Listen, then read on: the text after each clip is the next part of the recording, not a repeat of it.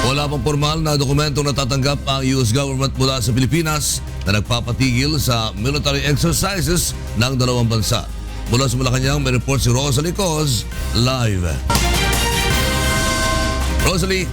Yes, magandang tanghali lakay. Kinumpirma ni White House Press Secretary Josh Earnest na wala pang nakakarating sa kanilang formal communication mula sa Philippine government kaugnay ng pagbabago sa polisiya sa alliance at ugnayan ng Pilipinas at Amerika.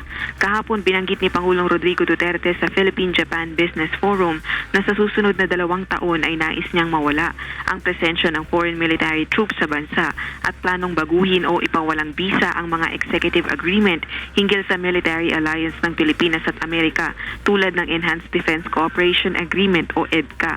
Tauna ng balikatan o shoulder-to-shoulder military exercises na isinasagawa ng mga tauhan ng militar ng dalawang bansa. At ngayong linggo sana nakatakda ang pagpupulong ng dalawang panig kaugnay nito, subalit ipinagpaliban sa Nobyembre.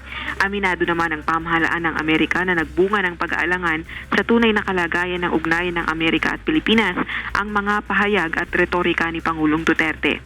Gayunpaman ayon kay Ernest, hindi ito sumasalarawan sa malalim na cultural ties ng dalawang bansa. Lakay? Maraming salamat, Rosalie Coz. Nag-ulat mula sa Malacanang.